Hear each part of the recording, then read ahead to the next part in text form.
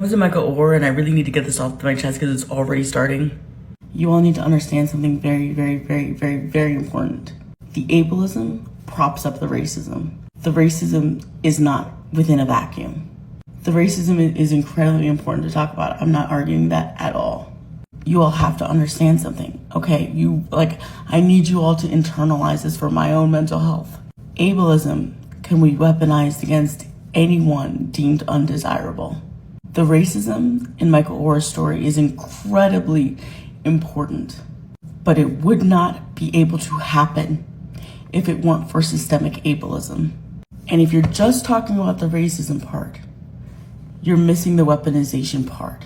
And it sounds to me as a disabled person that you're okay with the system of ableism remaining intact so that it being used and weaponized over and over and over again, while it is the racism that is focused on. Those two are bedfellows. They go together like this. If the system of ableism did not exist, they would not have as easy a time enacting the racism.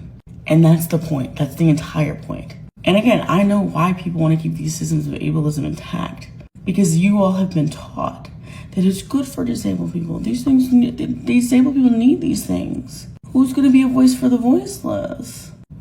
These are carceral systems without walls, and anybody could be forced into them, particularly if you are already marginalized or disadvantaged in any way. Another thing I'm already seeing the beginnings of, okay? Is what happened to Michael Orr political? Yeah, absolutely. But if you, if you are looking for like a left versus right type of thing with disabled people, you're gonna get lost. For disabled people, 9 times out of 10, it's disabled people against everybody else. The rules you think apply to left versus right politics don't always apply in the way that you think they do. And people never seem to listen to me when I say this. The person trying to expand the care courts in California, Gavin Newsom, a Democrat.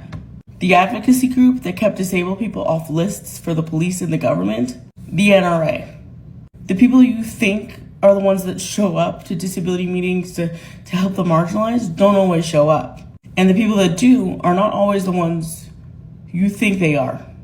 Even some unions. It wasn't until I think 2019 that SEIU, the Union for Service Workers, endorsed the closure of institutions because they were not necessary. Up until then, they supported them. They supported institutionalizing disabled people. Like, if you're looking for the regular rules of politics and partisanship, you're gonna be sorely disappointed when it comes to disability.